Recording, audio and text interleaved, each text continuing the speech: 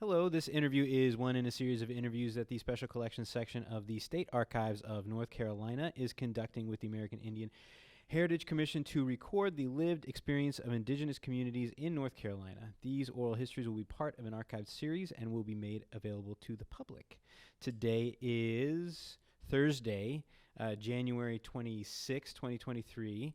It is 2:15 in the afternoon, and this is an interview with, if you could give us your full name. Yes, Gregory Richardson. And can you spell that for us, please? Gregory Richardson. Excellent. Thank you very much. This interview is being conducted for the American Indian Heritage Commission Oral History Project. The interviewer is John Horan, me. I have with me two other individuals. Curry Bird. And can you spell that? Kerrybird. And Quinn Godwin, Associate Director for the Commission, is QUINNGODWIN. excellent. Thank you both. This video interview is being conducted in person at the Archives and Records Building at 109 East Jones Street in Raleigh, North Carolina. So we will start with a fairly simple question. First, we're looking for your date and place of birth. January 31st, 1951, Halifax County, North Carolina, in the Haliwa-Saponi Indian community. January 31st, so you got a birthday coming up. That's it. Fast. Yeah, very good. Happy birthday to you. Thank you. Yeah, so the next question is just tell us a little bit about yourself. Anything you want us to know. Okay. Grew up in the Haliwa-Saponi Indian community. Went to the old Haliwa Indian School at first grade, and I'm currently the executive director of the North Carolina Commission of Indian Affairs here in Raleigh. Vietnam veteran, and just pleased to have this opportunity to be interviewed for this project. Yeah, we'll be touching upon a bunch of those things, particularly the Vietnam veteran piece and a couple of other points. But tell me about growing up in Halifax County. Yeah. Well, it's a rural community. I grew up on a farm, and of course, as a child growing up on a farm in those days, you had key and very specific duties and chores after school in the evening. So being that we were farmers, after school, you went straight out and start, working in the farm. And then going back to first grade, I remember, going to the Haliwa School, and our teachers coming from the Robeson County area, the Lumbee community, was scared to death of Miss Leela Jane Clark, who was my first grade teacher. And here we were, basically in a one-room school with all the grades around the walls. That was the start of our Indian school there, and so it was an exciting time, but it was also kind of a scary time, uncomfortable time, because going into school, first grade, having a teacher that had never met someone who's not from the community, and being in a close-knit community, you of course know all of the people, your cousins, aunts, and uncles, and so having somebody new in your life was a little bit tedious. Now, was she new?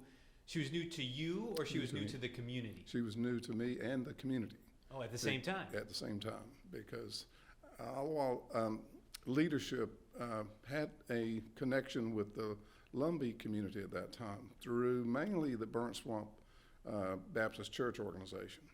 Burnt Swamp, our church, was a part of that association, and through that connectivity with other educators in Robeson County and leaders, the connection was made with the resource at Pembroke State College, which was generating teachers. So Chief W.R. Richardson and other leaders communicated with the leadership in Robeson County, and through that, they recruited teachers for the Haliwa-Saponi. All of our teachers came from the Lumbee community at that time, because we didn't have any teachers. Right. Okay. Yeah, okay, so that's the first grade. How long? Well, I was going to get into schooling a little bit later and Sure. get a little bit into your family life first. But I'll ask, how long was she your teacher? Pretty much just the first grade, and then second grade we had other teachers who came into that process. So by the time gosh, I left Haliwa, I had at least 4, if not 5, different teachers moving up through the grades, because we left Haliwa at mid-school, and that's after desegregation and everything. Our school had become part of the public school system, and unfortunately, we weren't able to keep Haliwa as an independent Indian school after that, as a high school, but it still lasted for several more years as an elementary part. So at that juncture, I went over to the public school system, and that was a life experience in itself. Yeah, well, I'm going to ask about that, but yeah, for now, let's get back into your parents. And we started at the first grade here. What about before the first grade? Do you have any memories of that? Yeah, before the first grade, of course, farm life. My parents being very close to my grandparents on my mom's side, because both parents on my father's side had passed away at that time. So growing up, getting to know the grandparents was a memorable time for me. And they were farmers too. And of course, my grandfather, he was very into hunting and fishing and those kind of things. So as a young kid, of course, I wanted to go fishing. So he took me fishing. So I always had fond memories about him taking me out with him to go fishing and riding in his car. And he would make his own bait for the fish. He had this formula that he used using oatmeal and some other things. And the fishing tools that he used were reeds, very long reeds that he would collect from the riverbanks down at Roanoke River. And those reeds would be mounted on the side of the car, and we would go down to the Roanoke River. And as we made our way down to the riverbank to get down to where we start our process for fishing, I remember distinctly how we were getting some odd looks from other people who were in that area fishing too. We had these long reeds, and of course they were kind of snickering and everything, thinking, well, because everybody else had, present day fishing equipment, fishing poles, maybe not so many rods and reels, but he would stake those poles in the riverbank, and then he would take that mixture that he had made, and he would make little balls out of it, and he would put that on the hook, and he would set the hooks along the banks. And in no time at all, he's pulling out catfish, huge, and then after then, everybody's coming over saying, "Hey, what are you all using to, catch those fish?" And so fond memories of that, him farming, tobacco and corn and those kind of things. And so our trips, whether it was a Sunday, whether it was a holiday, Christmas time, Thanksgiving, many memories driving back and forth. And that distance, I need to say something about that, because my grandfather and my grandmother farmed, and it was about 25 miles from the Haliwa-Saponi community. So my grandfather's people that was their community in that area. He owned that land, and his grandparents had owned the land, and his sisters and brothers grew up there. And so when the Haliwa-Saponi school was being developed, he wanted his children, my aunts and my uncles, to go to school at Haliwa. But prior to that, they were going to the public school in Halifax County. There was no Indian school.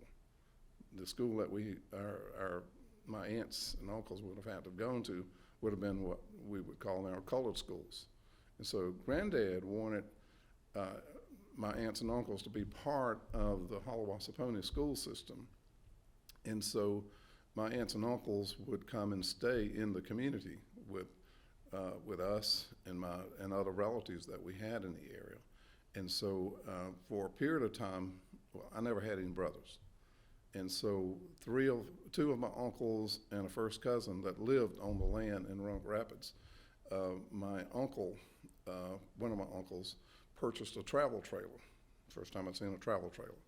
So my dad allowed him to park that travel trailer in the backyard so that my uncles could come to the Haliwa school, stay there all week, but then they'd go back to Roanoke Rapids, go back to the community on Friday afternoon and come back Sunday.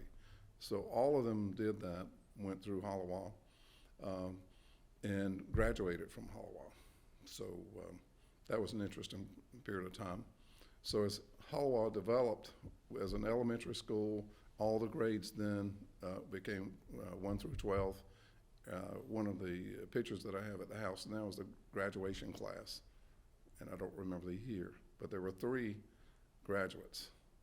And my uncle was one of those, George Evan was one of those, and Glenn Richardson was the other one. Glenn Richardson is Barry Richardson's uncle. And that's kind of how it went. But the exciting things about Haliwa, it was a community school. We had recruited teachers from Robeson County, so we had trained teachers. And we didn't have cafeteria. We didn't have sports activities, formal. We didn't have a science department or anything like that. But over time, those kind of things got built into Haliwa, into the school. And so while we didn't have a ball team, we had a ball field. So we played, football, we played, baseball, those kind of things on the ball field. We didn't have a cafeteria, but what we had is a lunch counter. So it was a real small room on the backside of the Haliwa School where there were coolers to keep milk cool and sandwiches and those kind of things. So all during the week, Pine State would come and restock.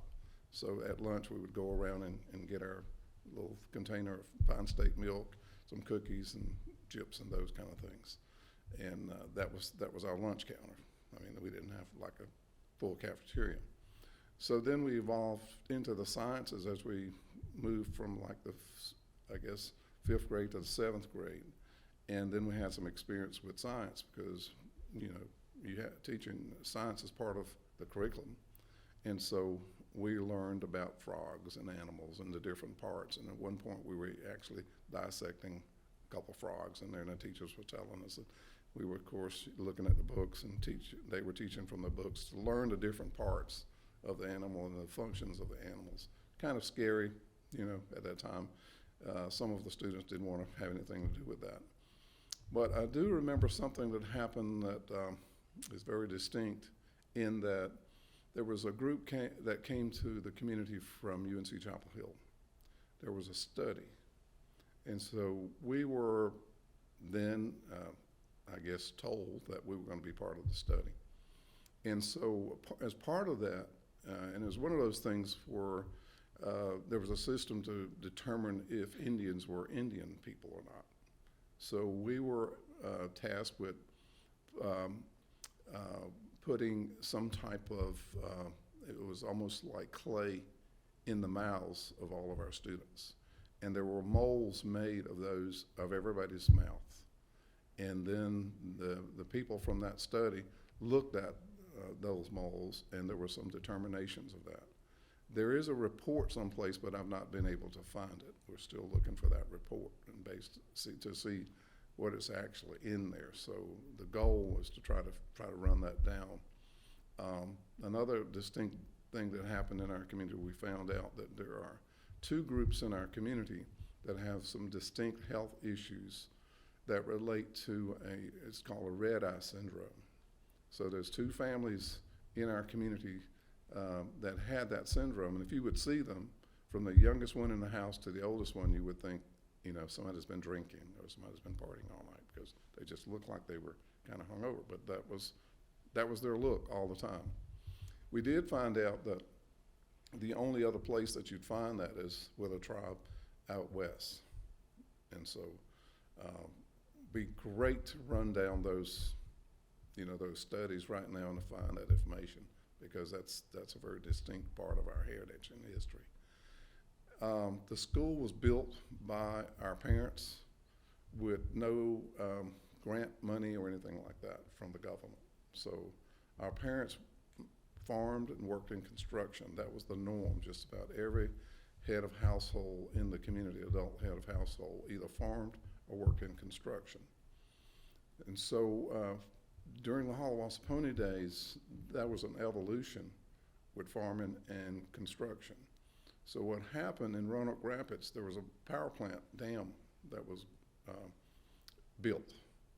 And so as part of that construction, don't recall how it happened, but there were people coming to the community recruiting Haliwa-Saponi to work at what we call the dam in Roanoke Rapids.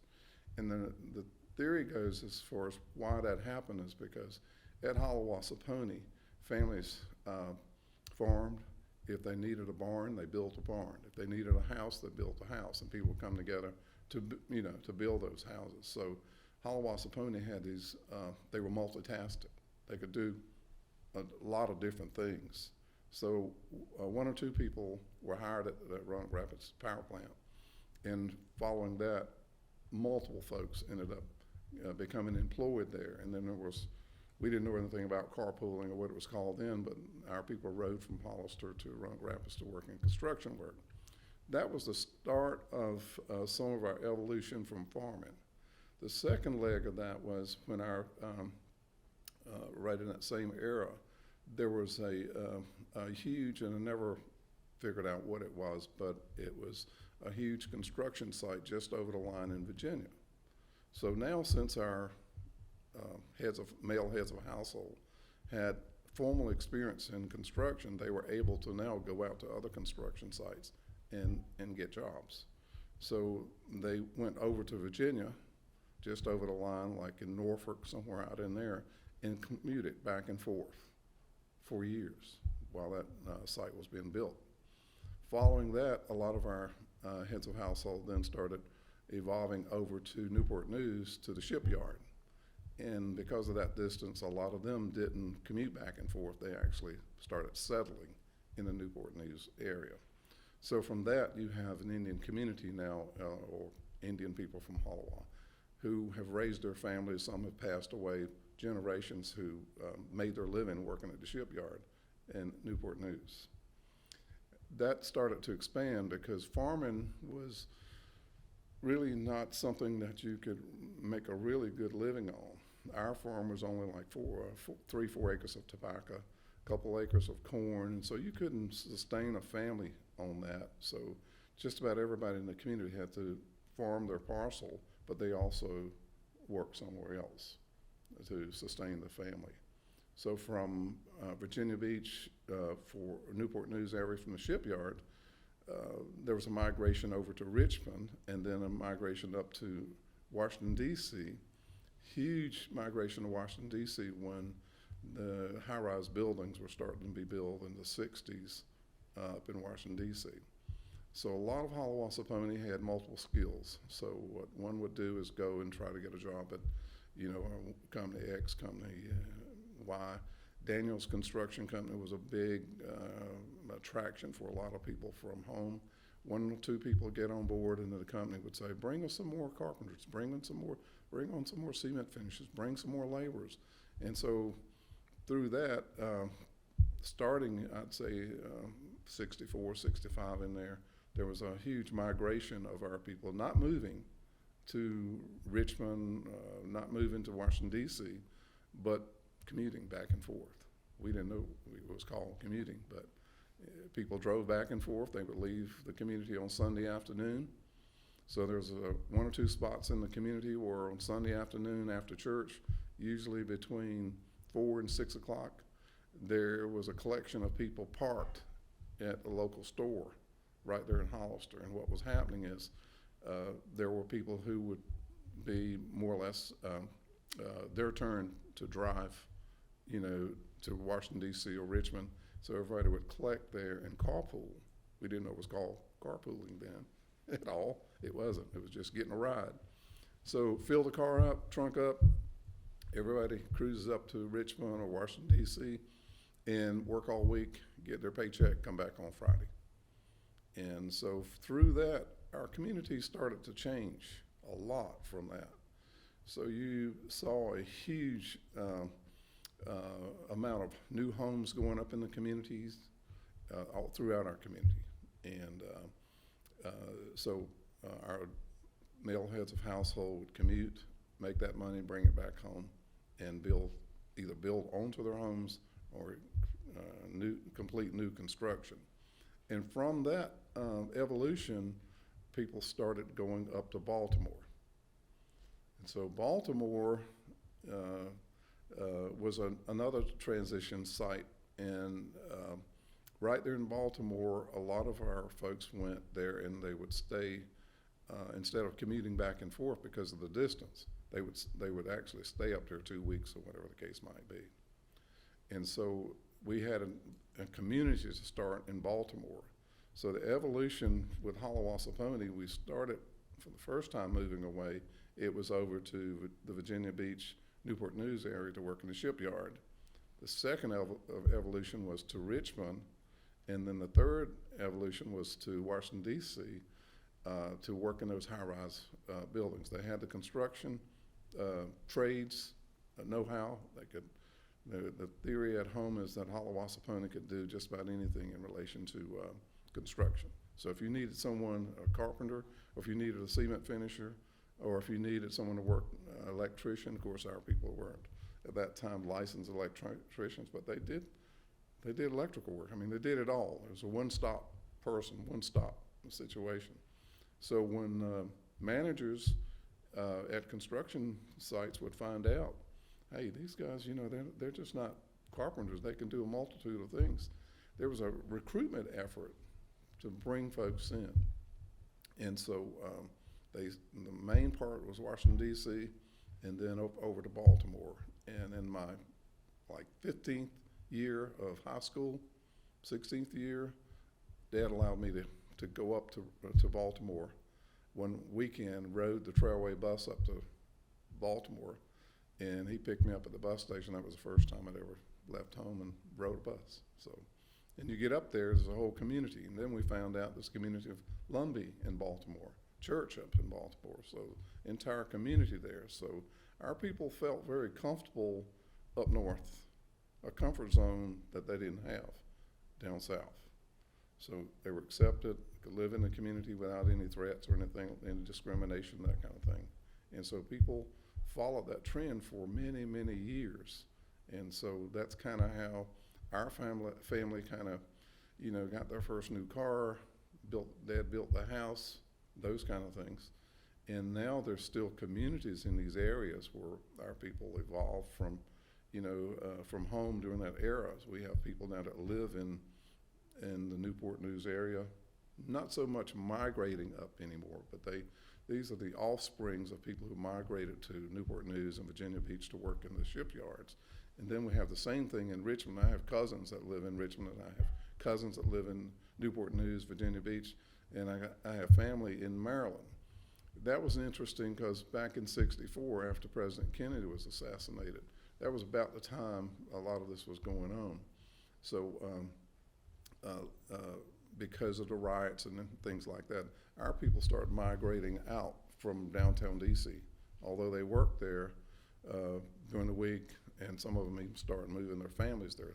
They did some out migration after that.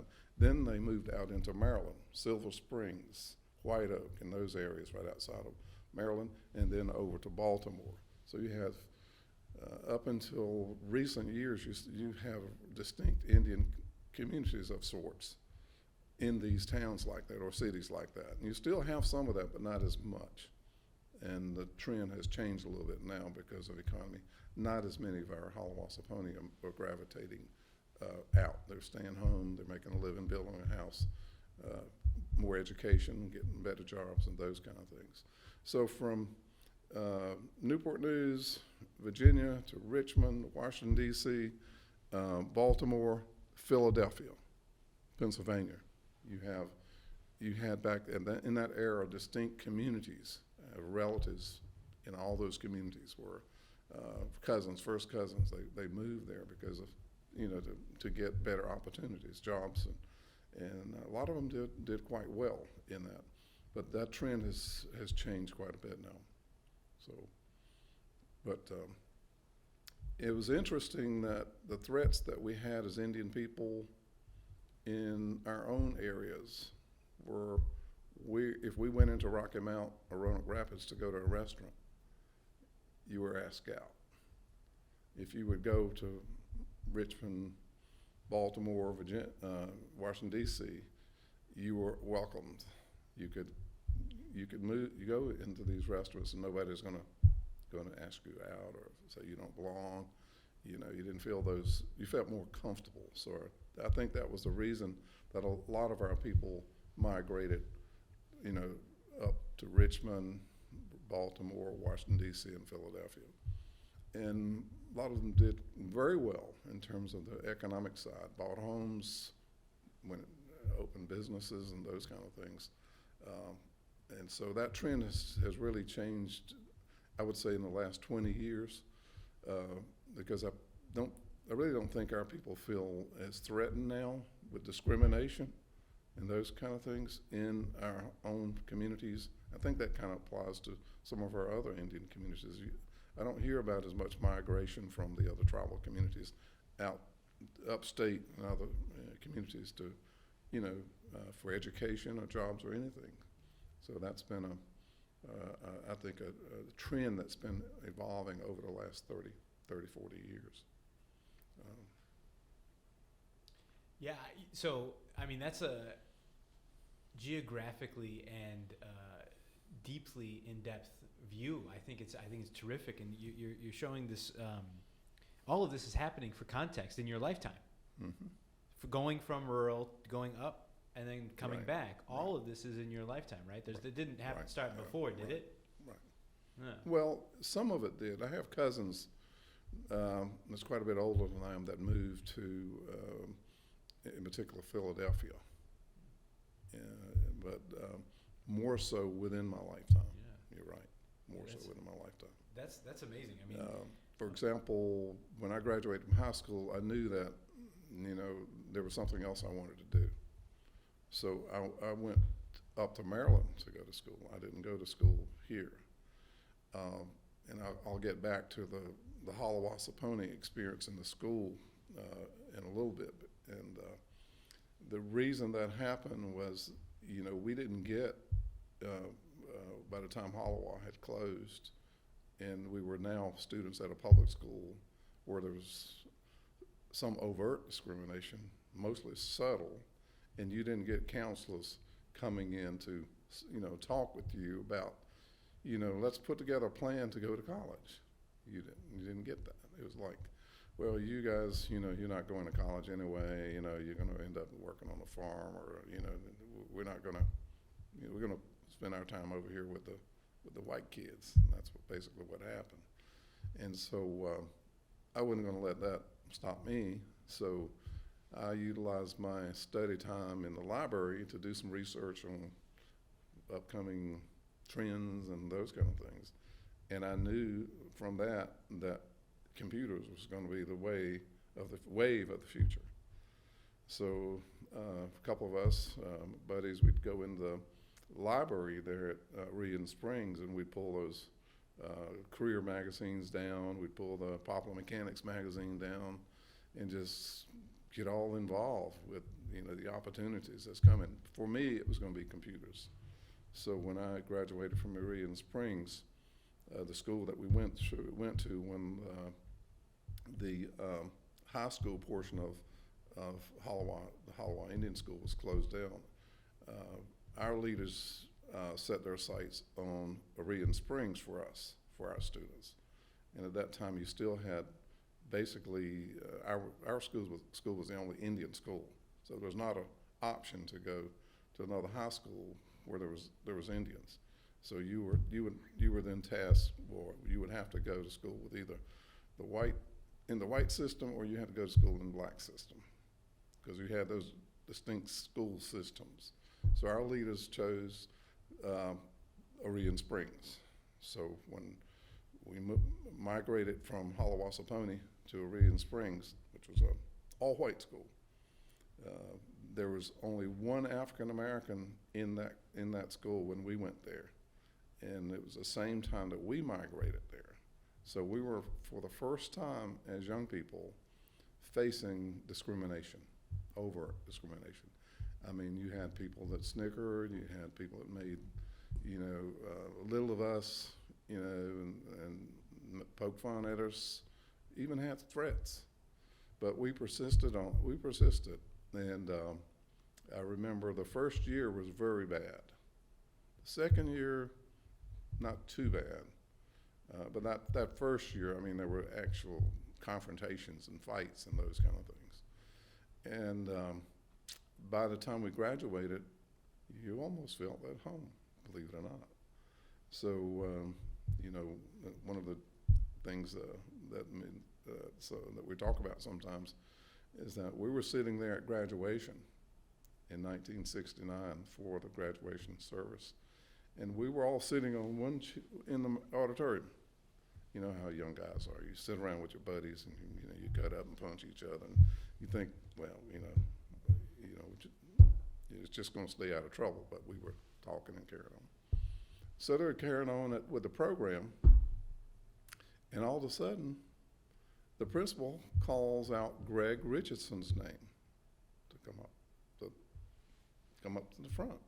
So everybody looked at me, and I looked around at everybody else, and I couldn't figure out what is going on here. Total silence. So I make my way on up to the front and go up, and Greg Richardson is getting an award. And I thought, this can't be real. Here, where you've been basically resisted, discriminated against, all of us, and one of us is getting an award. I thought, wow. So, still some jokes around home about that now. When I talk to some of my old buddies, and it's like, goodness gracious. But Raleigh Springs, that transition, I would say, was not all bad, because we didn't have a lot of the opportunities that we had. We had a lot of opportunities at Raleigh Springs we didn't have at Haliwa. So at Haliwa, we had this little lab. It was probably not much wider than this table here. And in there we had microscopes, and you could look at the amoebas, and you were studying about amoebas and the parts and the name and figuring all that. But at Raleigh Springs, you had, a lab, gas burners and all that, Bunsen burners and Benson burners, whatever they call it. But it was exciting to be part of that. And so the first 2 years was not good. And then the last 2 years was like, oh, wow, here's some opportunities. So everybody didn't buy into that, but I was one that wanted to take advantage of every opportunity and learn. And the sad part of that is a lot of the Haliwa-Saponi dropped out. A lot of our Indian students that were a lot better students than me, but they could not deal with discrimination, or they couldn't deal with an environment of feeling resentment. Like, why are you here at our school? This is our school. It's public school, so it's everybody's school. So there were some confrontations the first year. Needless to say, it was not a really good situation. Confrontation not only from other students, but some of the other leaders in that white community. They didn't like us being there. But we never had the Klan coming after us or anything like that. But there was words like that. We'll get the Klan to take care of y'all. But we never saw any evidence of that. So from like 7th grade to graduation, there was a huge transition, and providing we had an opportunity to be in an environment we never had been in. The older people would tell us about stories about, if you tried to, infiltrate some of the systems in the environment that we were living in, there would be people who come to hunt you down. The Klan's going to come and get you, so you got to be careful.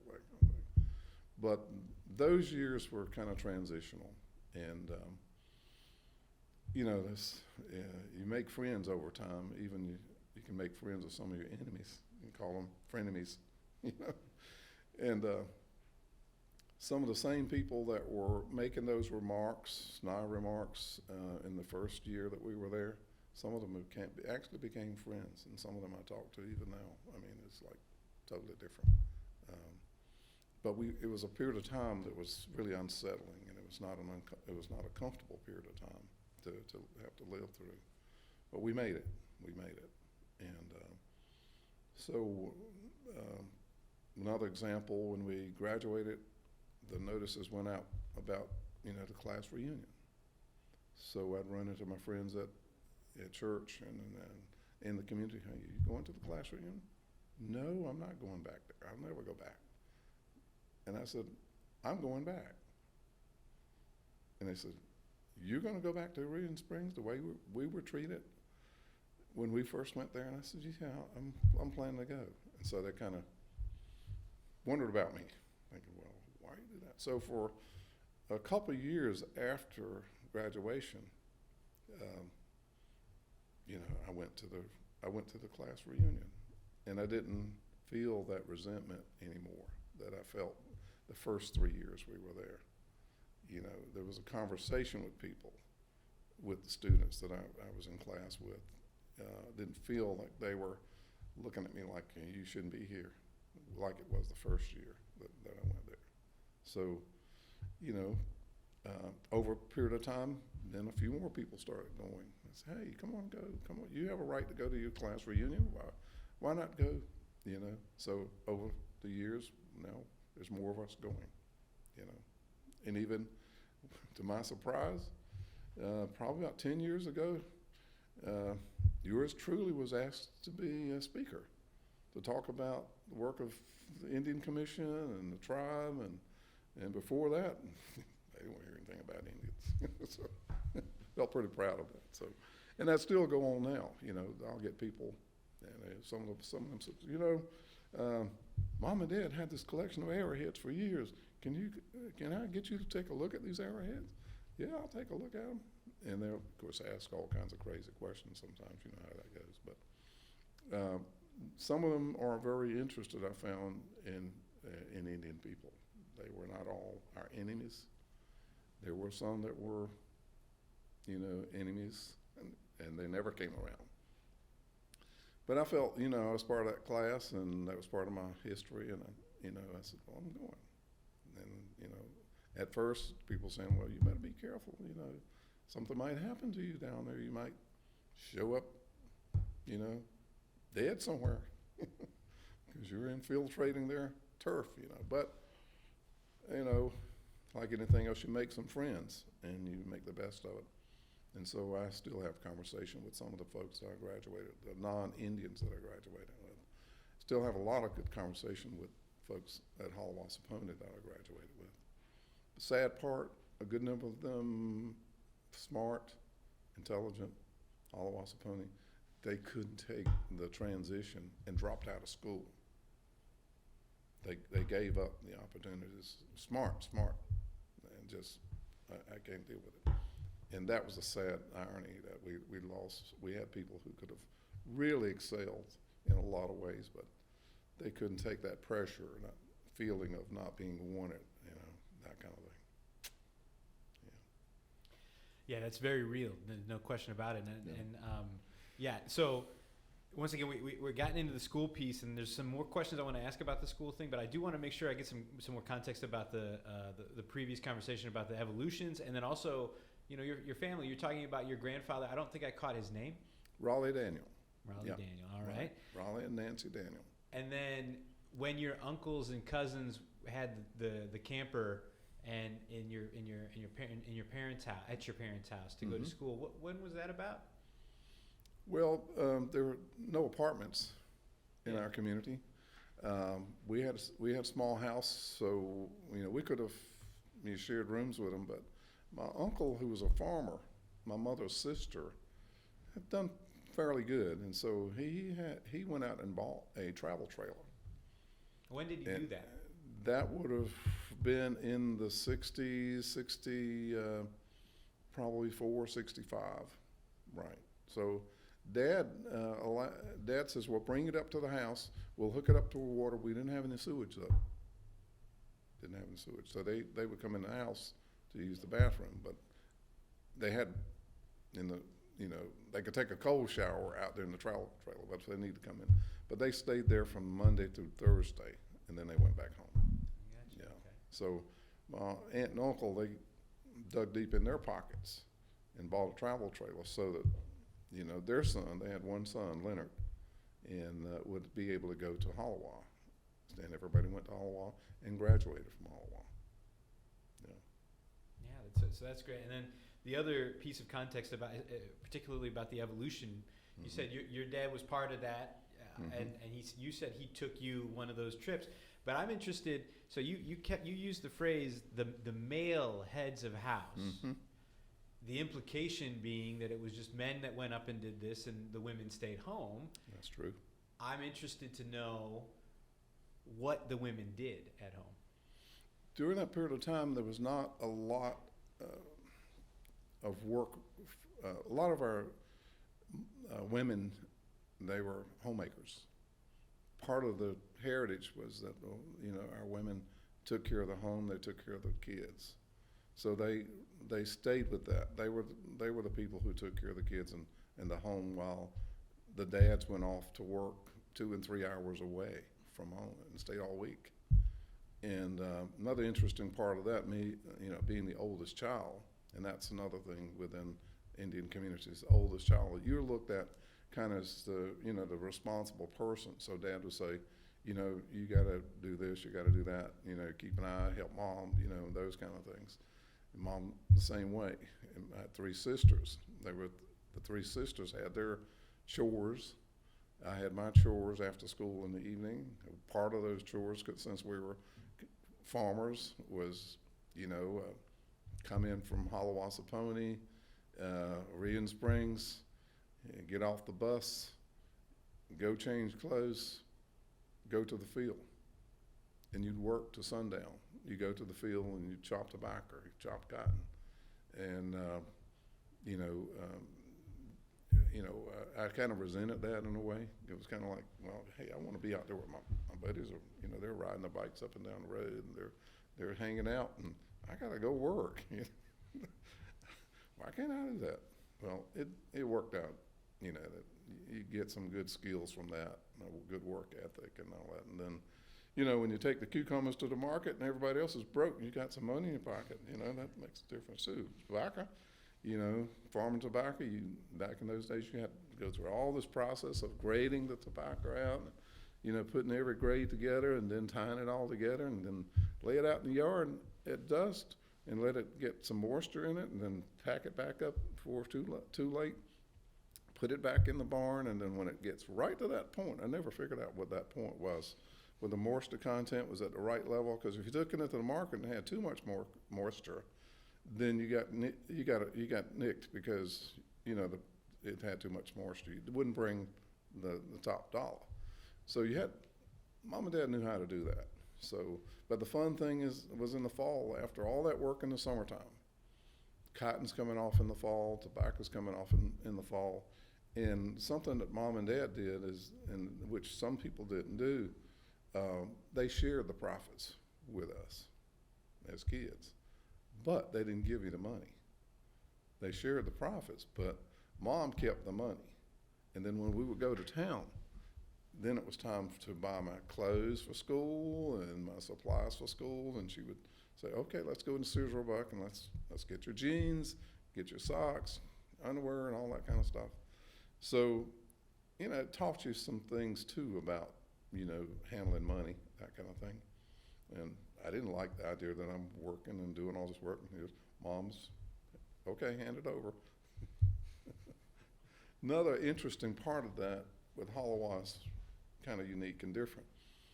So we had our small farms, which really wouldn't sustain your family, but it helped. So Dad worked, not just my dad, but the heads of household, worked in construction to supplement the funds coming into the household. Then you had a small allocation of tobacco and cotton and cucumbers. That was another way of supplementing the income. And then in the end, it all comes together. And so that helped us learn a little bit about sustainability, that kind of thing. So you're constantly learning. But I really didn't like the idea that when I would get out, come home from school, I had to then go right to the field, to work until dusk, And it was not easy work, and we had at one point, we had a horse, that you'd plow the fields and everything with, and then we graduated to a tractor, and I was very interested in that tractor. But that's when, Dad started working in Baltimore and places like that, and we got a tractor. In '65, we got our first brand new vehicle, 1965 Ford pickup truck, and That was because we were pooling money that way, and then Dad was working up, in Washington D.C. I believe it was when he bought that truck, and it was not just our family that were evolving like that. Other families in the community was evolving like that because there were other people buying new vehicles and building houses. The Jim Walter Homes, remember that? I don't know if you know that company, but it was kind of a ripoff because they had these plans. They'd come into the community and say, well, you can get a house and you can provide the sweat equity and blah, blah, blah. In the end, you'd get a shell and it wasn't finished. So then you had to figure out how you're going to finish that. Well, Dad never bought into that because he said, well, they were ripping people off. So he didn't start his house until he had all of his plans together, had money together to go with it. So, but you were kind of thrust into becoming head of household in a lot of ways as a young age, at a young age, because Dad wasn't absent from the home, but Dad was kind of absent because he was gone all week. And so I remember one time I had cousins that come back from California, and they drove in an old bus. They drove all the way across the United States, and they came into the yard about 3 a.m. And we had just got a TV, a little small TV. Well, it was pretty big TV, and so we had seen the first movies on TV or shows on TV about Martians. So that morning, this diesel vehicle drove up in the yard and had this rumble, carrying on. At 3 o'clock in the morning, and Dad's away in Baltimore working. Mom comes in and wakes me up. She says, Greg, there's somebody out in the yard. Get up. She's already got the rifle in her hand. Mom could shoot a rifle. So we kind of creeped through the house and got to the window and looked out. There's this huge old bus sitting out there, and the engine's running, just with a diesel engine. It looked just like the Martian thing. It's just a spaceship that came in on that movie. Your heart's going on. And also on that film, the spaceship had this spotlight shining around like that. And that's what they had a spotlight looking all around the yard, and we just knew the Martians had came. And we were ready to fire that rifle. But finally they got out and come knocked on the door, and we said, we're about to get shot. Because we didn't have phones, so there's no way to call and, say, well, we're going to be getting there. It's going to be late. It's going to be like 3 o'clock in the morning, So who the heck was out in the yard? What a fantastic story. I mean, that is, to me, that makes me think of Back to the Future. Yeah. It makes me think of Back to the Future, and Marty McFly ends up in the shed. He gets shot at. You didn't shoot at your cousin, so that's at least something. But wow. And so that story is terrific, but it illustrates this point that I want to make sure I get on the record here, and I want to talk about. You mentioned it with your dad. You said he wasn't absent, but he was gone a lot of the time, and then you combine that with these evolutions in rapid succession of how life is. How did you sort of preserve tradition and culture and pass that down through in this time period? It was a natural. So we were at Haliwa, established as an Indian school. All of our teachers were Indian. And so there was a lot of cultural tied into that school. And so we had some of the normal school kind of activities that would occur that were brought in as part of the public school system. Although we were an Indian school, we were still teaching from the public school template. So they were teaching us things like Virginia reel, dance around the flagpole and wrapping the pole, and so we got into that too. But that wasn't really our thing, and so we moved quickly into doing cultural events and activities. cultural dances and those kind of things. We had cultural events and activities on a regular basis, which was totally different from the local schools, you know, whether it was the white school or the black school, just called colored schools back then. But we had culture built into our curriculum. And so one of the things that stands out in my mind is how we approach that. So Chief W.R. Richardson, who was a very strong advocate in Indian affairs, part of the creation of the North Carolina Commission of Indian Affairs and a lot of other things. He had this knack for making contact with outside groups, and he wanted to bring Haliwa culture out to the broader community. So one example of that was the date that a bunch of us had an opportunity to go down to Channel 17 in Greenville and perform on air on TV. We were dressed in our regalia, and we went down, and we performed, and I mean, it was like, we were stars, you know, from that, you know, and then they wanted us to come back.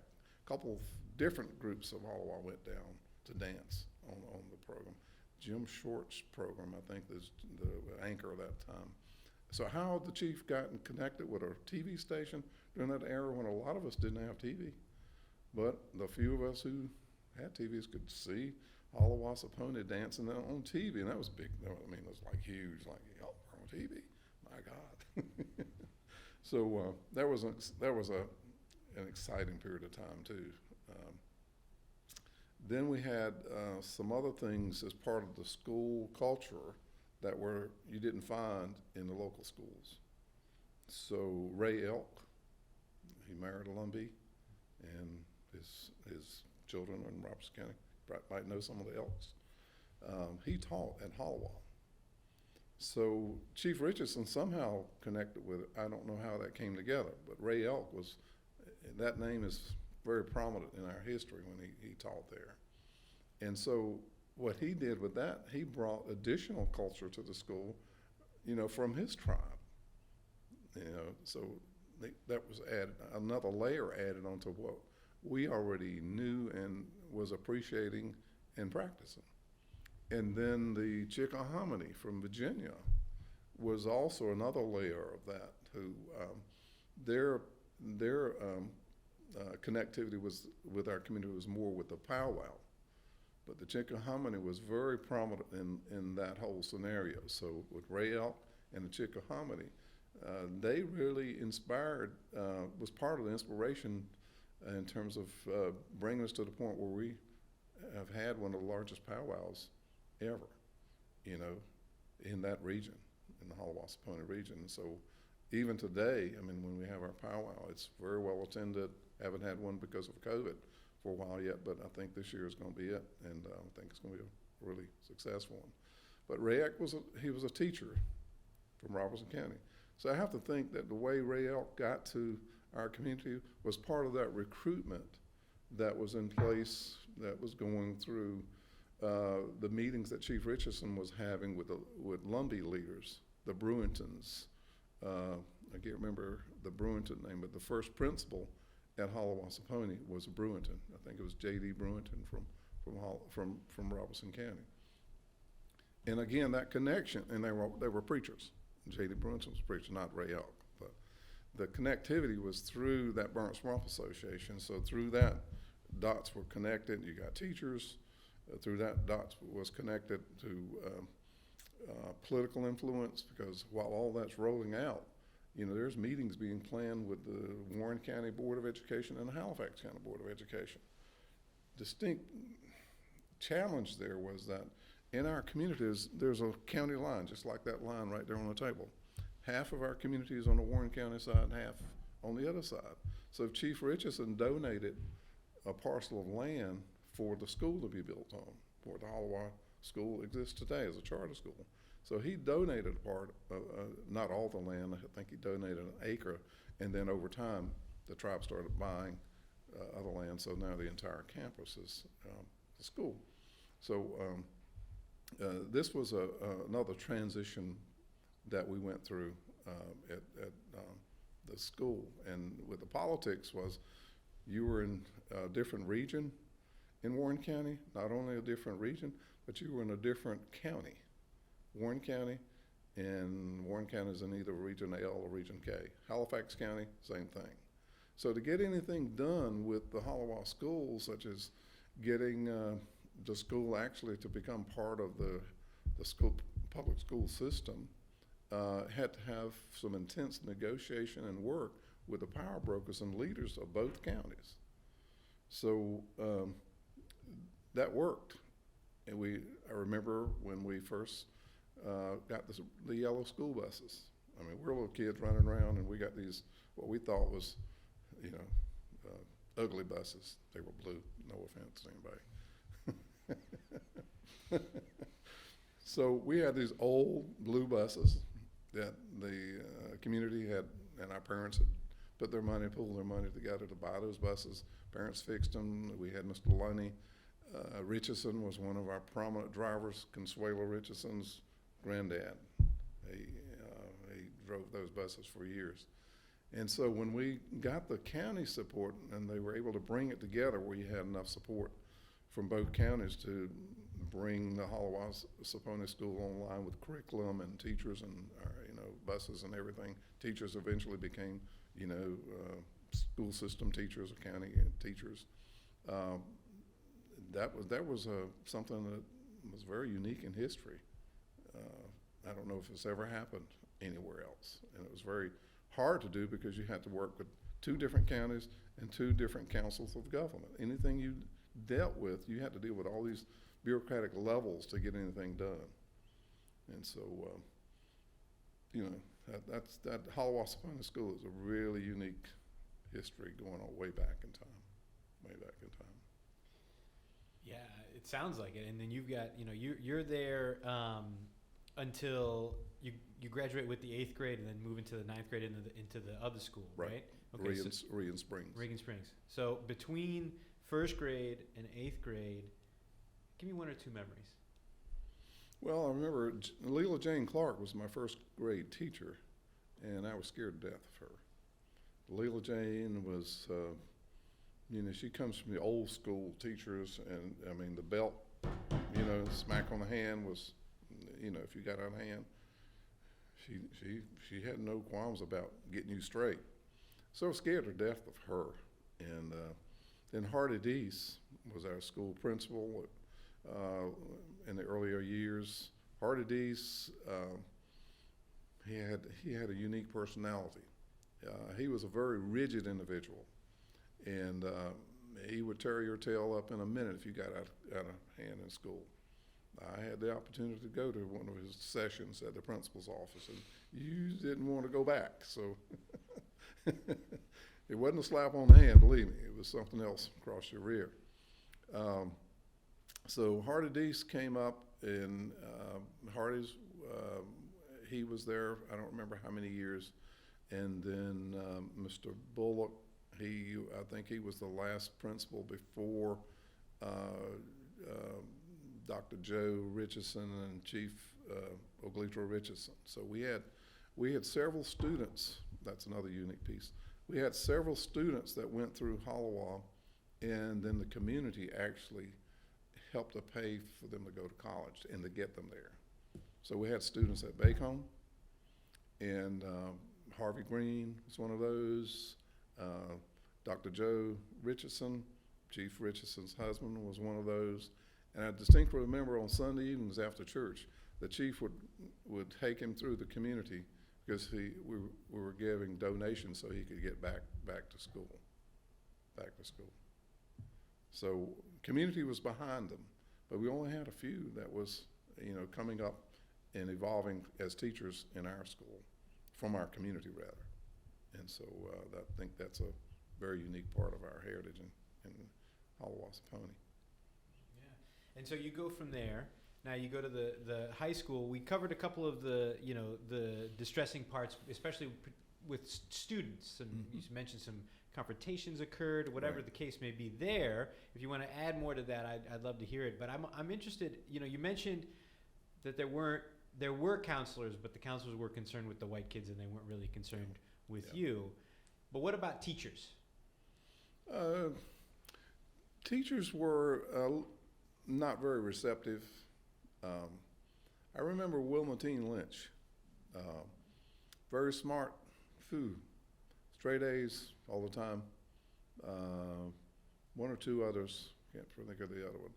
I'm sitting behind them in class, and they've got their hand up, and the teacher's going all around them, you know, letting the other students answer questions. They keep their hands up.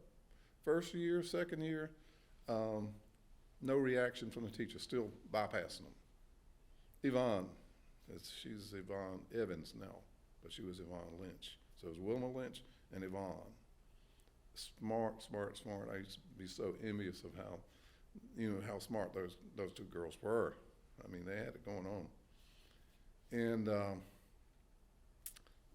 I think going into the second year, you could feel a change. You could feel the dynamics in the classrooms and in the school changing. So when we first got there, Alfonso Rudd and H.B. Harris were really big with basketball. They loved sports, and they played sports at Haliwa, but we didn't have a sports program, but we had a basketball diamond, and any break time they're out there tossing that ball. They're out there playing, competing. So they were trying to get in at Haliwa, and eventually they got in and became part of the Aurelian Springs team. So the very guys that didn't want them out there playing on their court found out that they were pretty darn competitive, and it got to be a good game. So they said, "Hey, come on, let's play some basketball." So by the time we graduated, just about every one of them had good relationships with the very people who were very much against them even going out on the basketball court. So back to Wilma and the other girl, they both graduated with honors from Aurelian Springs. Yvonne went away to college and became a outstanding teacher.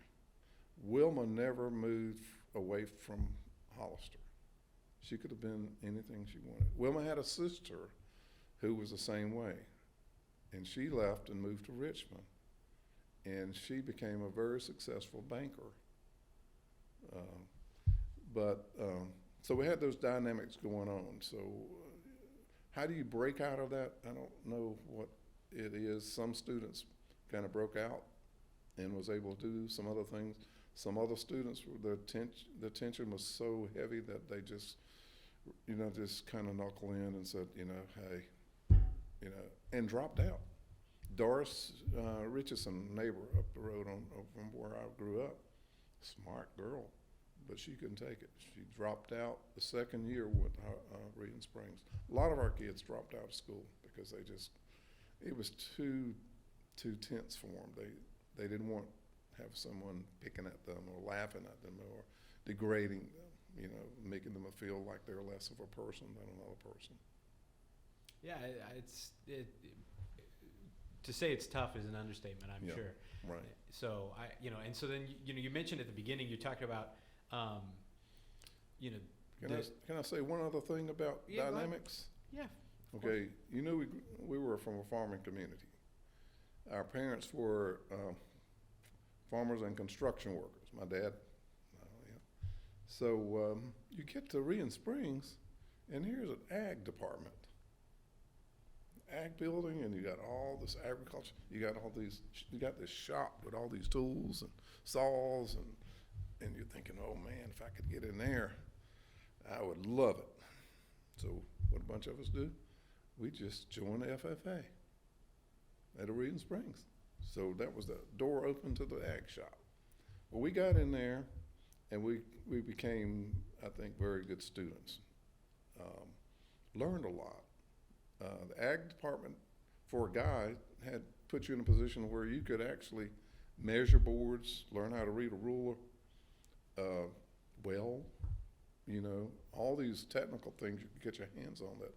You kind of had some experience on some of that at the farm because you grew up on a farm. So anyway, that was another turning point. So hated math. Don't give me any calculus, hated math. Couldn't do anything with it. But the moment you get into ag and you look at that ruler and the teacher is teaching you how to read that rule, measure a board, you get the sense of, well, what math is really all about. And math is not a big issue anymore because, hey, I can make some sense of this now. So that ag department changed a lot of us, especially guys that were about ready to drop out. Here's something at school we can do, we're interested in this, and they're gonna let us in. So we ended up learning how to cruise lumber as part of that. You go out in the forest and you take this instrument and you look around at the height of the trees and you do some calculations. You can tell how many board feet generally is in an acre. You go out in a place where they're harvesting timber as part of that, and you get up on one of these huge skidders and drive it around. Couldn't do that now probably, with the restrictions now. But we were just excited about that. They let us get up on this big rig and fire it up and just cruise around a little bit, and that was a way that we were able to get into a situation where we could use the math. And then, of course, the reading came along with the other because you were doing something that you could make some sense of. You could see a reason why you need to measure board feet. Because you don't want to be buying more boards than you need to use at the house. You figure it, you can get a good estimate of how many feet of 2x4s you're going to need. So that was an exciting part of my experience at Aurelian Springs. So we went from Haliwa, we didn't have any of that. We didn't have a shop. We didn't have a science program. We didn't have a lab, but we had bits and pieces of some of it. So when we got to the public school, it was like, whoa. So that helped overcome some of the racism that was there. And some people we never won over, to be honest with you. But for the most part, I think, a lot of us became friends, and I still have some of those as my friends now. That's all. That's a great aside. I appreciate that. And so I'm thinking about. You mentioned that you and your buddies would kind of self-educate on what you were going to do after high school. You said you knew computers were the way forward, so that's what you're going to get into. And so I assume college is a part of that. Mm-hmm. And I'm interested to know, first, did you go to college right after high school? And second, what was your parents' encouragement when it comes to college? Was it something they definitely wanted you to do? Was it something that they thought would be good for you to do? Or was it something that they thought wasn't part of the scheme? Neither of my parents graduated from high school. They got to like 5th, 7th grade. Their goal was for us, all of my siblings, was to go to college. I have a sister that's a school teacher who's been in the school system with years enough to just about now to retire. I have another sister who went into the pharmaceutical area, didn't go to college, her and her husband, and did quite well. They're the ones who've got the money now. They did very well.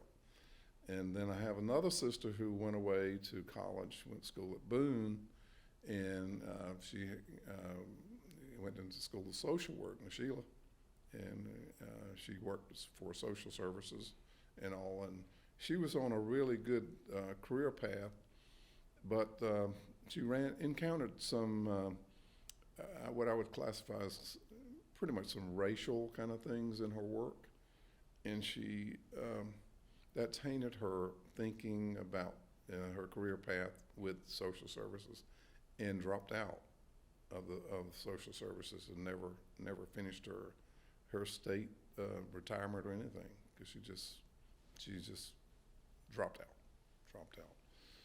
But from the standing point of my parents, it was not an option to drop out of high school.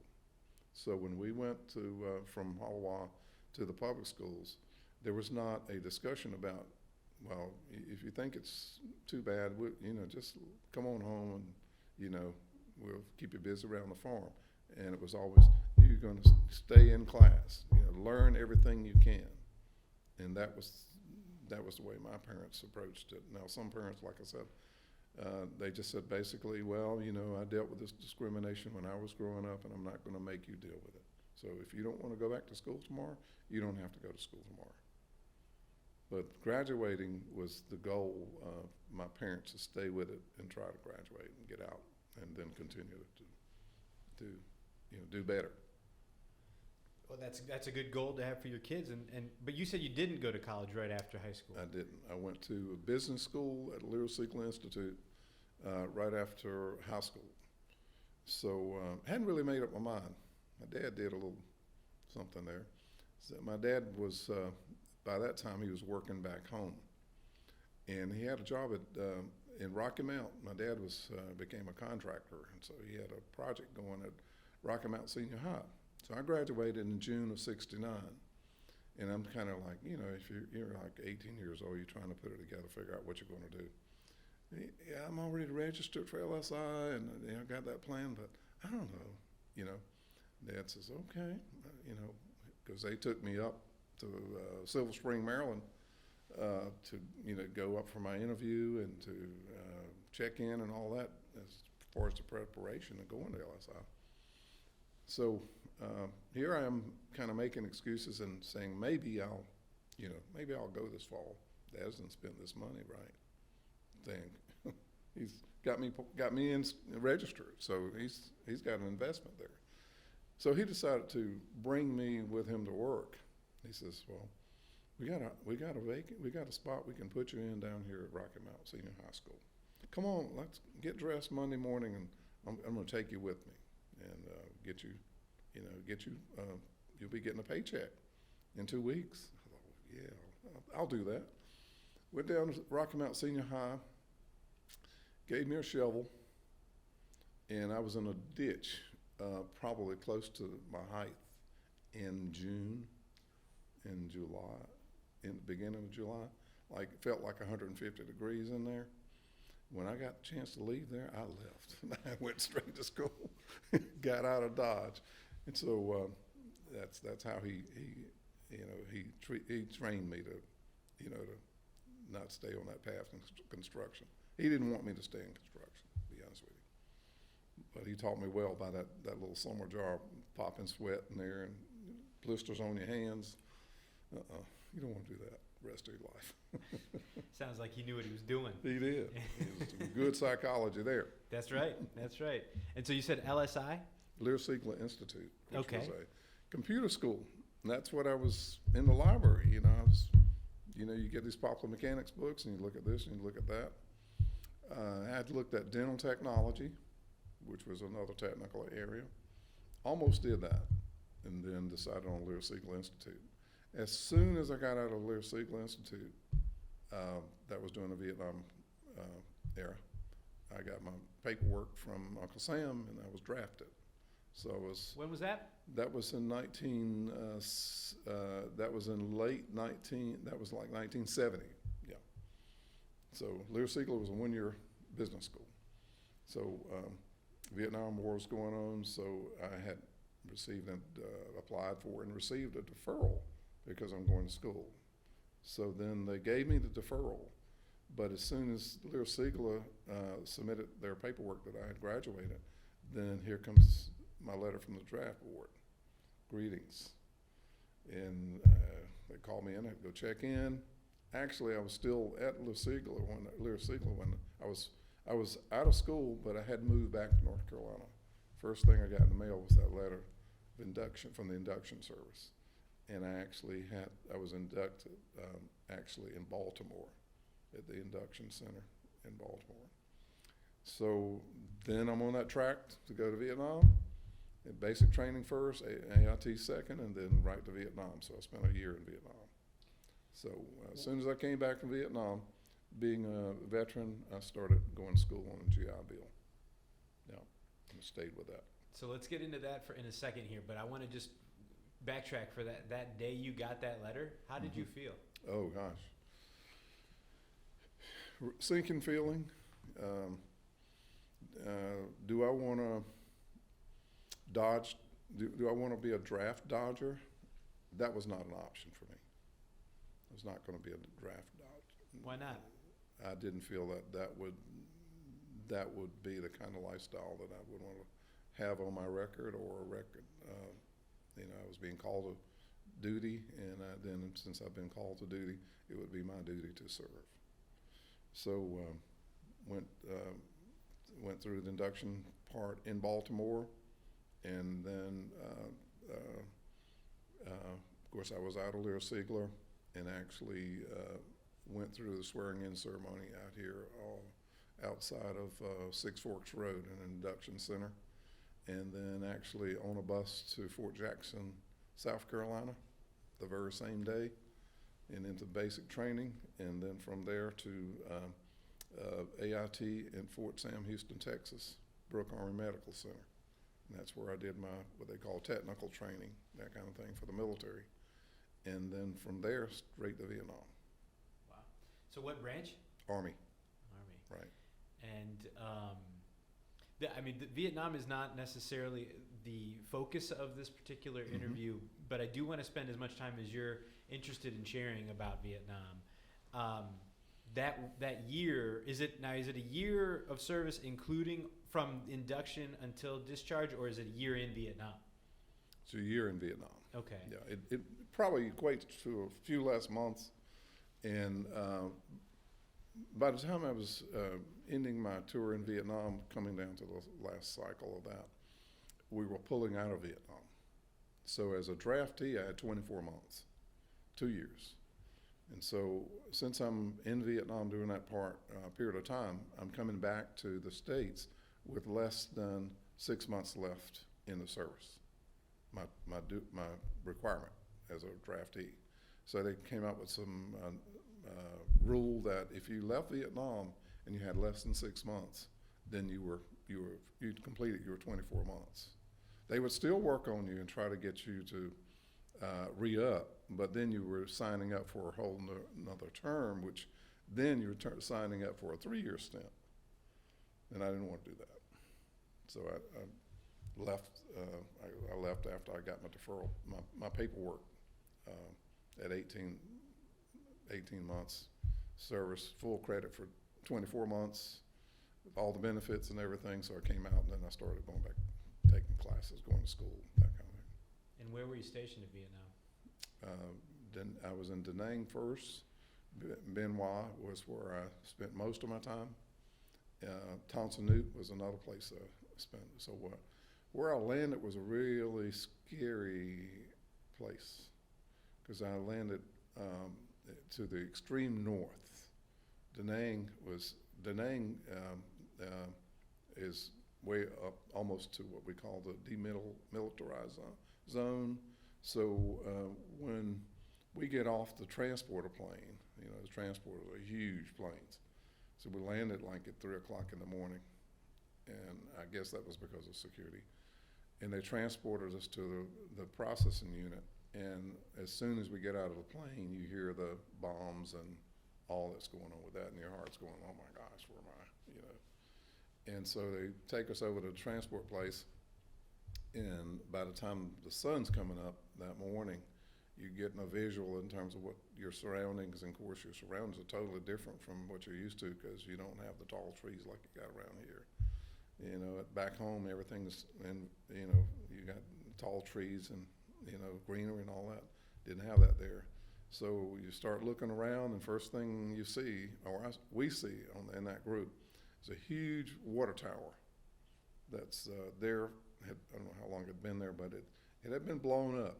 So you got shards of steel going this way and that way, and then in the background you're hearing boom. And of course we landed like at 3 o'clock in the morning, so you'd see the flash, and then a couple seconds later you hear the boom, and you think, oh my God, my goodness gracious. So it starts to settle in that you're not in a really good place here, but you're there. And so then your mind starts adjusting to that, and then you start figuring out basically that, you've been drafted, so you're going to be here for a while, But fortunately, I didn't have to stay in Da Nang. So we processed there we were like replacement troops. So at that point in history, we were pulling out of Vietnam.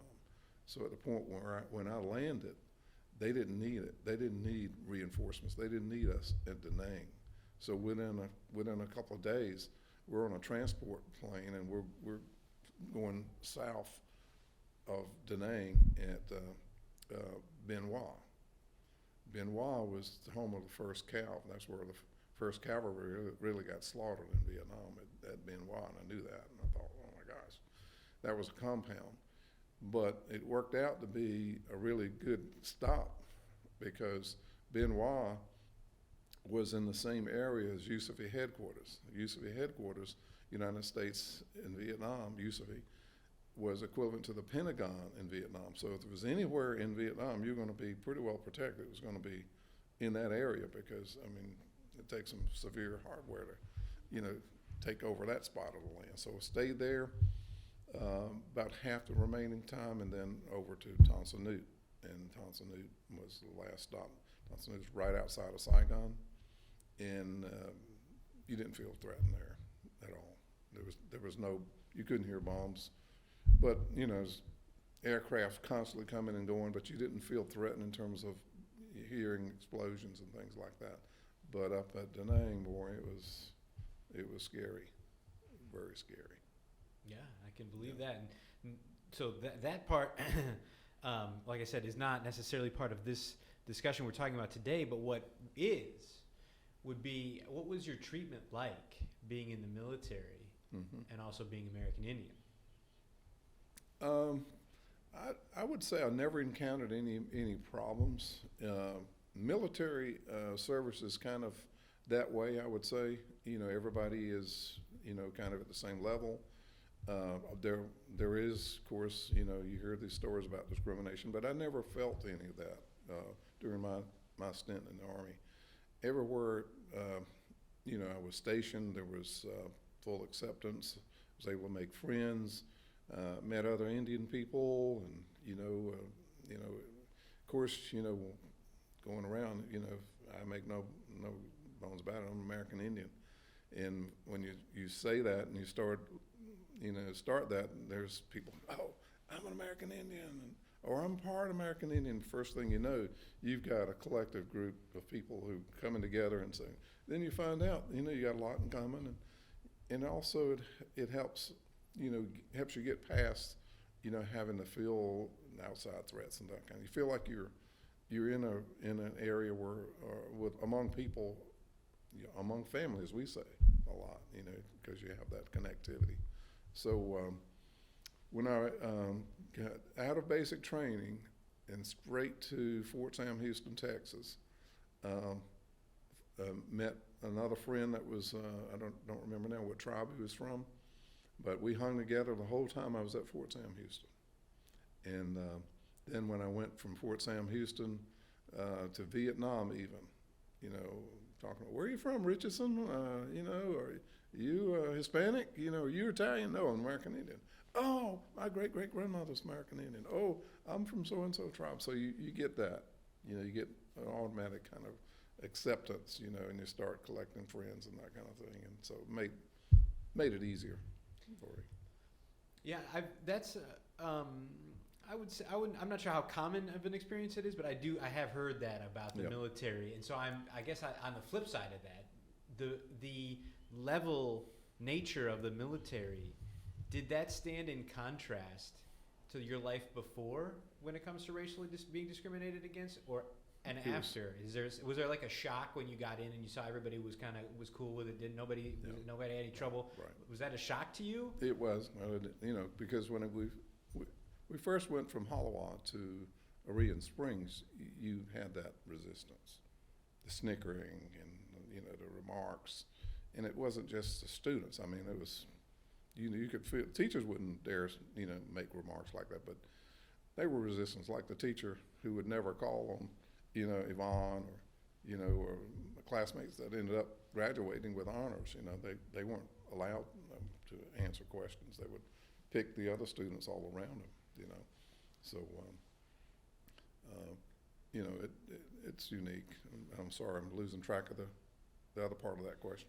So no problem. So that's in the vein of the question is sort of I want to know if so you answered that you connected it for us from going from civilian life to the military, and then how about from the military back to civilian life?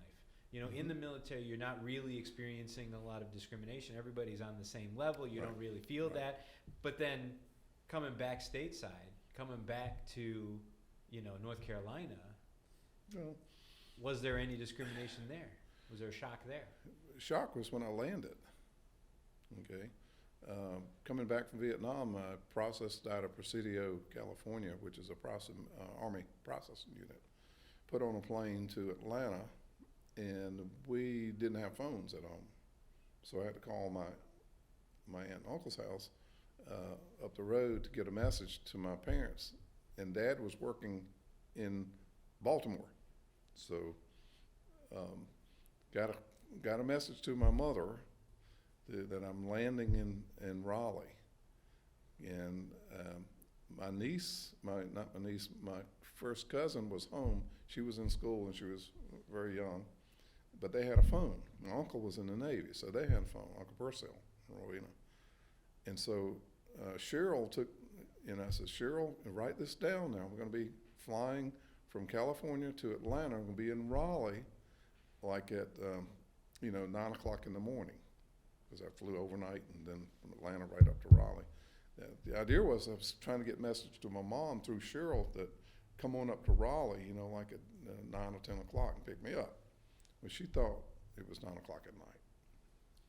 So I get to Raleigh, Durham, and nobody's there. Thinking, wow, no phone at home, can't get to anybody, at my uncle's house. Cheryl was at school during the day, couldn't get up with her, so I'm stuck at RDU. So I'm figuring, well, just rent me a car. And I'll be home in an hour, a couple hours. So I go around to the counter. No, they won't rent me a car.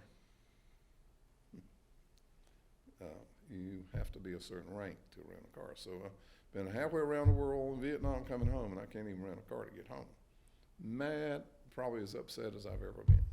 Never confronted with such anger displayed. I was taking it out on the poor folks at the counter, I'm sure. But then over time, I just have to say, well, can't get a car, so I'm stuck at RDU. So I'm, hanging out, still trying that number, thinking maybe, Cheryl get home from school early, or trying to think of who else I could call. We didn't have a lot of people at home that had phones.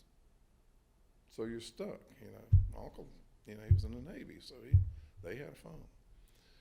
So I guess it was, 3 or 4 o'clock in the evening. I get up with Cheryl, keep calling.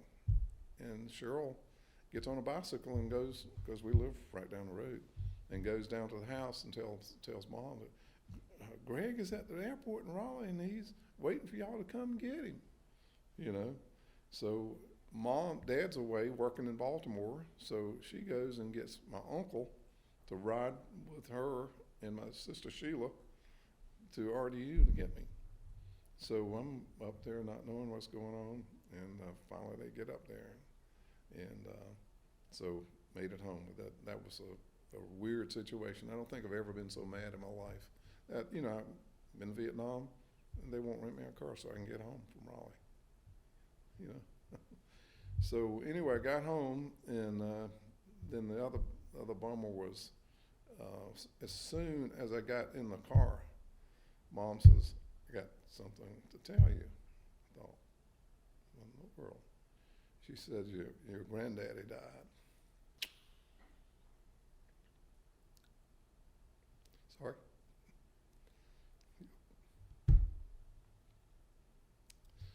So, got past that, and got home, and said, I don't think I'm going to do anything for a while.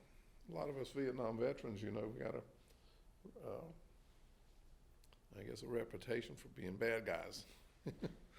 So I said, well, I'm gonna just get me some comfortable clothes, and I'm gonna take it easy. And I went out and fired up the old car and got it running, and got tags on it, and decided I'm gonna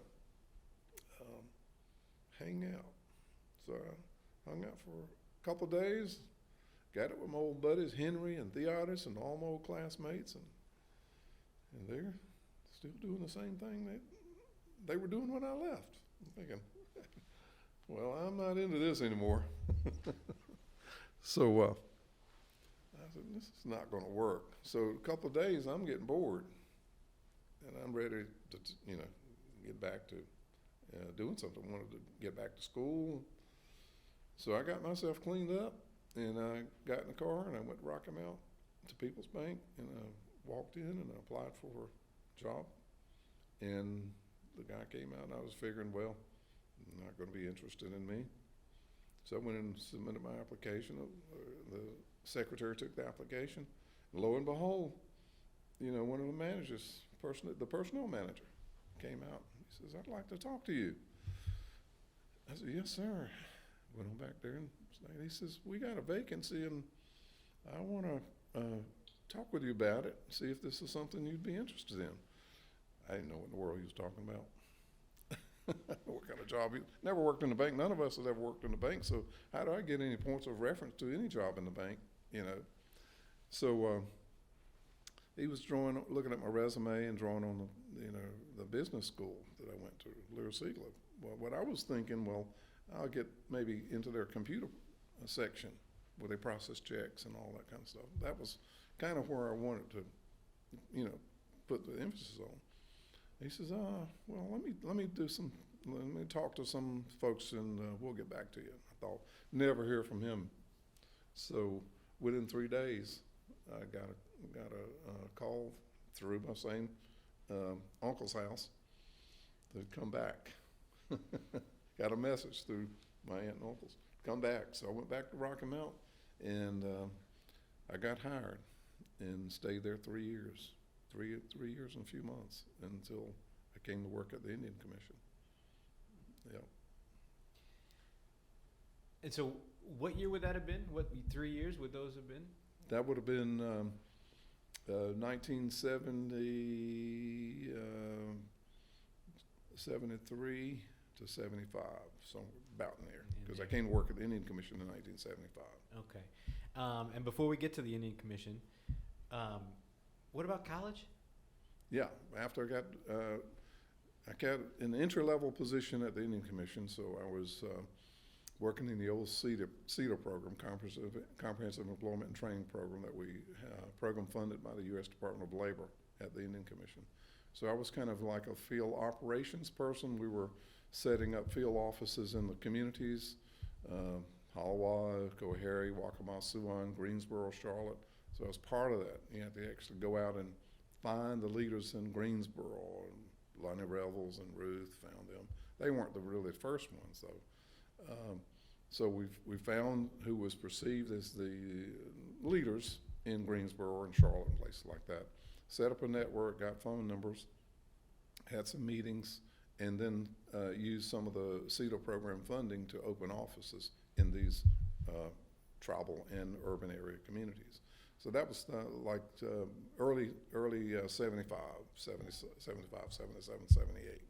So over that period of time, these offices opened, had staffing, and so I would go out and look at files, eligibility, because we were taking applications for CETA participants, trainees in the program, and they had to be right, of course, to get into the program. And then we had people going to community college, going to other technical schools. The CETA program is all about technical training, that kind of thing. And so that network was being formulated. So I stayed with that. And I don't remember, 78 or 79, somewhere in there, I left that and went over to the housing program, the Section 8 housing program at the commission. With all that said, during that period of time, only thing I had was my business diploma from Lear Siegler Institute in Maryland. So I knew that I wanted to get my bachelor's degree, and so then I started working on that, going to school at night, working at the commission and going to school at night all at the same time. So I did that for years until I got my BS degree. Okay, so when did you get your BS? That would have been in 1980, I believe it was 1980 or 81, somewhere along there. And yeah, so like I said, well, I want to get into the Indian Commission, of course, but I want to make sure I get the college piece down. And so what school was it? I went to, first was an associate degree from King's Business College in Raleigh. And when I finished up there, I went over to St. Augustine's. That's where I got my BS degree from. Right. All right. And so why did you pick those two? Well, you know, we had the GI Bill.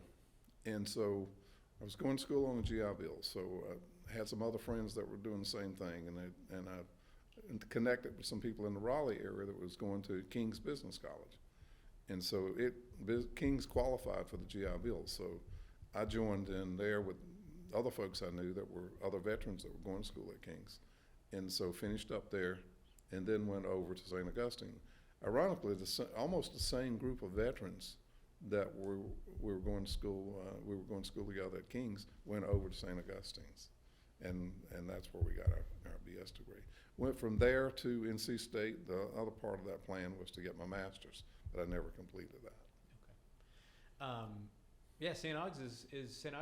Augustine's is a historically black school. Did that factor into it at all? No, at that point, my goal was to get my BS degree. Okay. Right. So, and that was where your group was going, Right. and Right. it matched your goals. The other factor in that too was you shop your credits, and then you determine from that how long it's going to take you to get to your goal. So the one thing with St. Augustine's, the credits from a lot more of the credits from King's Business School was accepted than say NC State. So that was a deciding factor for me. And then on the other side of that equation, I also received some credits for Lear Siegler Institute, which is a business school in Maryland. So the combination, the one missing in there was while I was working at People's Bank, I was also going to a Wesleyan Bridge program at, which was part of Nash Community College. So using the Lear Siegler Institute credits, Wesleyan in Rocky Mount, and then the other school, then what I was trying to do is get as many credits as I could. So King's Business, Wesleyan, Lear Siegler, that's the way I put that together. Yeah, Right. that makes sense. Yeah. That's But the goal was to get my master's. But after going to school at night for so many years, you know, I was starting to get kind of burnt out on it. So I never finished that up at NC State. Yeah. No, that all makes sense. So let's go back and get into 1975. So you're at the bank for 3 years. Mm-hmm. Presumably having a fine time. Yeah. I I hear him, you know, Greg Richardson, Haliwa-Saponi, working at People's Bank, and we hadn't had anybody from our tribe work in a bank before. So people would come in the bank and, well, they would think, well, he's got a good job, and he's got this job in the bank, you know, he's a cool guy, you know. So that was really kind of exciting. Problem was the banks don't pay anything.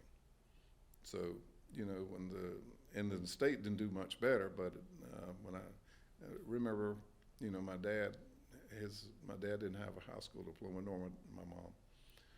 So when I went in to tell my dad that I'm going to be leaving the bank, he about fell out of his chair. He says, "Are you crazy?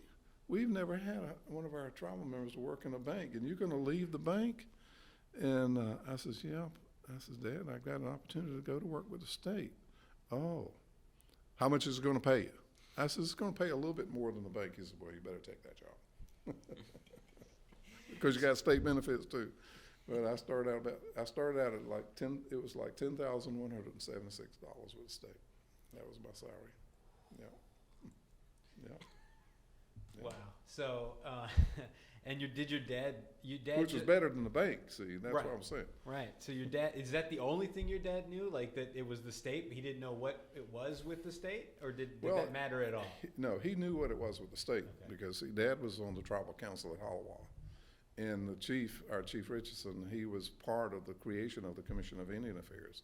So while I'm coming home from Vietnam, when I came home from Vietnam, one of the first conversations we had was, we're creating the Commission of Indian Affairs, and there's going to be some jobs coming up. And he says, I want you to apply for one of them. I had no idea what he was talking about, had no experience in terms of what a Indian Commission was all about or anything. But he wanted my commitment that I would consider applying for it. I said, well, I don't know if I want to leave the bank. He says, well, we need one of our tribal members at the Indian Commission. I said, well, I'll consider it. Well, it had been about 3 months, and I see him at church, and he says, I need to see you. And then he was a very dogmatic person. He points his finger and talks loud, and, So I didn't know what I had done wrong anyway, because he looked like he was mad. And so we went out in the parking lot, and he pulled out of his car a state application. He says, I want you to fill this out, and you get it back to me right away. Okay. So I take it home, and I fill it out, and I get it back to him, and then there was this lull again. Hear anything. So one day I get a call from Owen Grove, who was already one of the first programs that were hiring people at the Indian Commission was the old CETA program, Comprehensive Employment and Training, funded by the Department of Labor. So Owen Grove calls me and wants me to meet him. I'm at the bank, and he's got this urgency. Now it's state, position, and things got to be done, right? So I drive the next day from Rocky Mount to People's Bank all the way to Coates, North Carolina. That's a good little drive. So met him in his living room, and he told me about the job that was available, and wanted to know if I would be interested in applying for it. And he let me know that the chief had talked to him and wanted to make sure that we had this discussion. That was the urgency for me because the chief was going to call him back and say, did you talk to Greg? So anyway, got that done. And so I didn't really understand what kind of position it was. I had no earthly idea. I had no experience with state government. What I did know was a new program, and did know it was funded by the U.S. Department of Labor. Did know that it was an entry-level position, and he wanted a commitment then. Because it's a grant program. You got to fill these positions, or then you get behind. So anyway, I said, yeah, I'm interested. So gave him the state application, and that was like the initial interview, and then I went back a week or so later, had another interview. A couple weeks later, I got a call, come to work. So January of 1975, January 6th or 7th, I was hired at the Indian Commission. Wow. Yeah. And so you're in Rocky Mount, and you moved to Raleigh? I'd come back from Vietnam, so I'm staying at home in Hollister. Oh, okay. Yeah, I'm still at home. So initially I drove back and forth from Raleigh to Hollister, and my goal was to get a place here. So started talking to some people. We were in the DOA building. Actually, as part of the hiring process, we were in the DOA building, but we were actually over at the Heart of Raleigh Hotel. That's where our offices were. So I saw this little note on the bulletin board there at DOA. That same bulletin board's still there. And it was a note from Mike Cummins, and Mike Cummins was a computer programmer for DOA. And so I wrote the number down and called him. So Mike had been working there for a little while, and he had an apartment off of Wake Forest Road, and he was looking for a roommate. So I called Mike, and he says, yeah, I'd like to have you come and, split the rent with me. So I went over there and saw the place, and we cut a deal, and I went back home and told my parents that I was going to be moving to Raleigh. Didn't have any furniture, didn't have a bed, didn't have any of that stuff.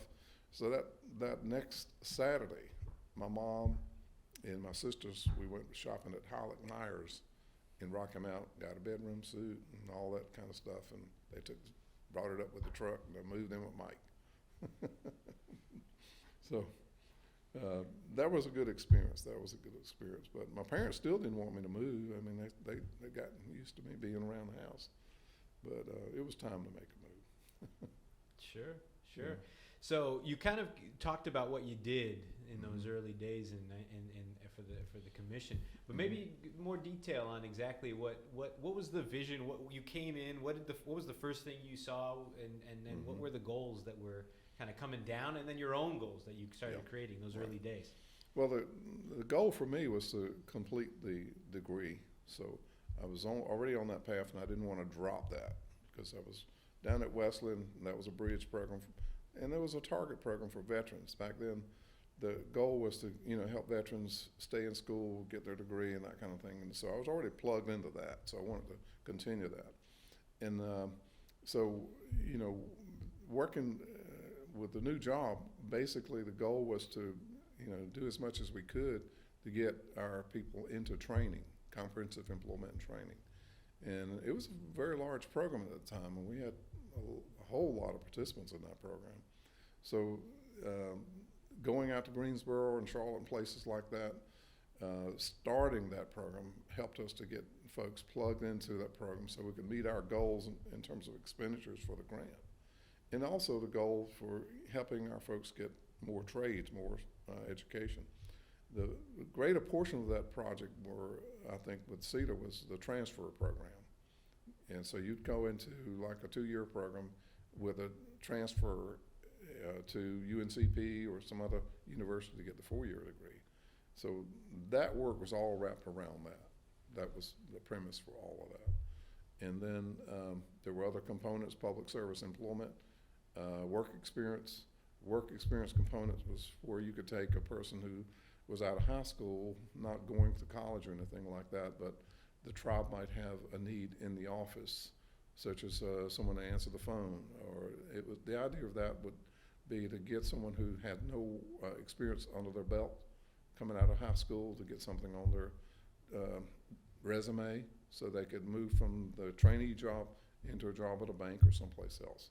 Public service employment was more long range, and a public service employment would be, a candidate for that would be, a good candidate would be someone who's maybe come out of college or a 2-year community college program, hadn't been able to get a job, but need work experience.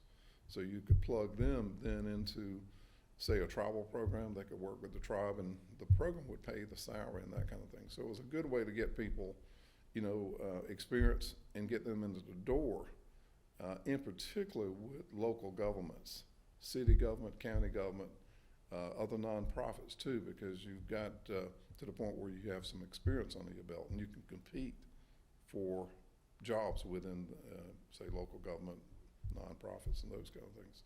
So a lot of our leaders over the years have come through those particular programs. Take a lot of the tribal directors over the years kind of cut their teeth in that program. James Harden, example, down at Lumbee. James, he ran the CEDAR program for Cumberland County Association for Indian People. LRDA still runs the employment. It's the same program that they had back then. It's just called something different now. But that has been I guess, a way for a lot of our people to get their foot in the door with companies and nonprofits, and to gain some lifetime experience that'll help them throughout their life in terms of staying in the job they're in or getting another job. So that sounds like a great program, and being in the ground floor of that, I'm sure you had some great insight into some of the difficulties in setting that up. Right. Maybe some that you could relate for us today. Well, some of the difficulties were some of the resistance. Some of the agencies weren't familiar with the CEDAR program. They thought maybe, if we go into an agreement with the Indian Commission to, participate in their CEDAR program, that was somehow going to be a requirement for them to maybe hire the work experience person or the on-the-job training person. But the goal was to get people hired, but there was no real commitment. The goal was to get them hired, but you couldn't require IBM or City of Raleigh to hire people. The idea was to get them some experience so they could get into another door someplace, that kind of thing. All right. I want to just be mindful of the time. We've been talking for an hour and 50 minutes. Has it been 2 hours already? It's been an Oh, hour this and is 50 fun. minutes, and we haven't really gotten into your work with the commission. Yeah. So I would suggest perhaps maybe finding a time to do that as a second part of this interview. That'd be great. If you all agree with me on that. Okay. What do you think about that? All right. That would be good. Okay, so at this point, I'll conclude this, and I want to thank you again for your time here today, and we'll get set up on part 2. Sure. Thank you. Good.